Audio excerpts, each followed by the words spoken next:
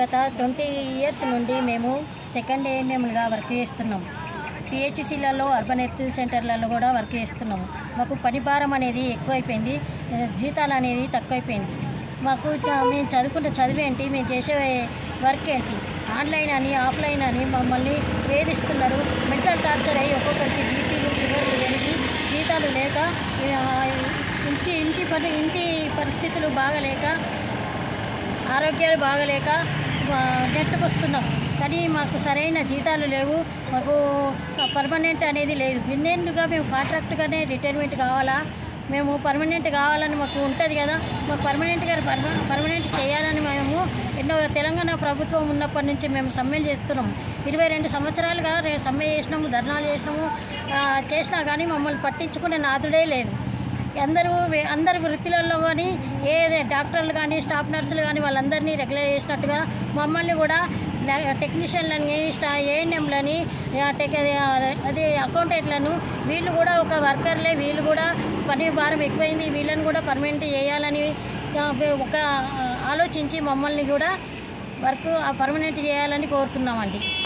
రాజన్న సిరిసిల్ల జిల్లా ఈరోజు ధర్నా నిర్వహించడం జరిగిందండి. మేము ఇలా రోడ్డు మీదకి ఎందుకు వచ్చినామంటే మాకు 3 నెలల నుంచి జీతాలు రావట్లేదండి. ఇల్లు గడవని పరిస్థితి, కరెంటు బిల్లులు, ఇంటి కిరాయిలు, అద్దెలు ఇవన్నీ కట్టుకోలేని పరిస్థితి ఉంది. ఇల్లు గడవక ఇబ్బంది అవుతుంది. 1-2 నెలలు కాదండి, 3 నెలల నుండి రావట్లేదు.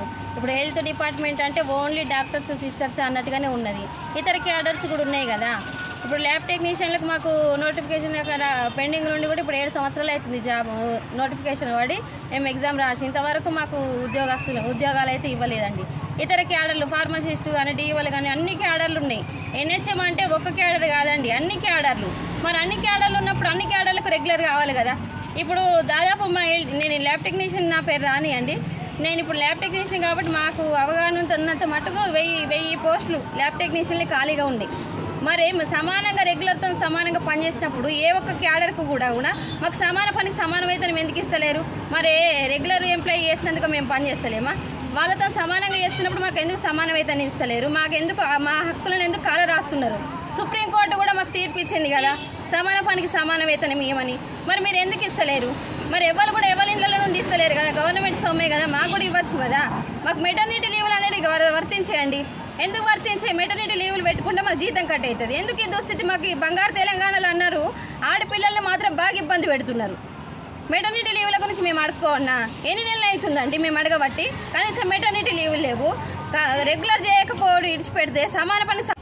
రాజన్న సిరిసిల్ల జిల్లా సిరిసిల్ల కలెక్టర్ కార్యాలయం ముందు ఈరోజు సెకండ్ ఏఎన్ఎంల సమస్యల మీద, ఎన్హెచ్ఎంల సమస్యల మీద ఇలా ధర్నా కార్యక్రమం నిర్వహించడమైంది. రాష్ట్ర పిలుపు మేరకు ప్రధానంగా చూసినట్టుంటే తెలంగాణ రాష్ట్ర ప్రభుత్వం వచ్చినాక ఇంటికో నౌకరిస్తాం, ఉద్యోగ భద్రత కల్పిస్తామన్న తెలంగాణ రాష్ట్ర ప్రభుత్వం గత 10 సంవత్సరాలు పరిపాలించి ఇవాళ ఈ యొక్క ఉద్యోగులను నడిరోడిన నిలబెట్టిపోయినటువంటి పరిస్థితి.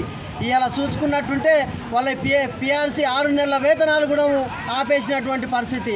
ఇవాళ 3 నెలల వేతనాలు కూడా ఆగిపోవడం జరిగింది. ప్రధానంగా వీళ్ళ యొక్క ఉద్యోగ భద్రతతో పాటు వాళ్ళ ఒక పెండింగ్ బిల్లులు జీతాలు వెంటనే చెల్లించాలి.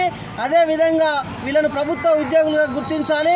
సెకండ్ ఏఎన్ఎంలను ఎన్హెచ్ఎం వాళ్ళను ఇలా గతంలో ఎన్నో రోజులు ధర్నా 22 రోజులు ధర్నా చేసినప్పటికీ వాళ్ళకు ఇస్తున్నాం.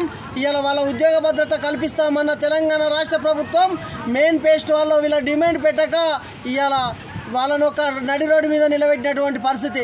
ఈ తెలంగాణ రాష్ట్రంలో కాంగ్రెస్ ప్రభుత్వం మొన్న కొత్తగా అమల్లో వచ్చినందుకు ఇలా ప్రధానంగా వీళ్ళ సమస్యల మీద ఇలా కాంగ్రెస్ ప్రభుత్వానికి కూడా ఒకటే తెలియజేయడం జరుగుతూ ఉంది.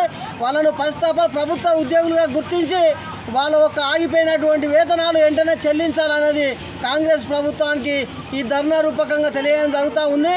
అదేవిధంగా వాళ్ళకు విధులలో చనిపోయిన వాళ్ళకు ప్రమాద బీమా కానీ ఇవాళ వాళ్ళకు రిటైర్మెంట్ బెనిఫిట్స్ కానీ ప్రభుత్వ ఉద్యోగులుగా వెంటనే గుర్తించాలన్నది ఇవాళ ఎన్నో రోజులు కాకుండా కూడా మొన్న కొత్తగా పెట్టినటువంటి వాళ్ళను ప్రభుత్వ ఉద్యోగులుగా నోటిఫికేషన్ పెట్టడం జరిగింది.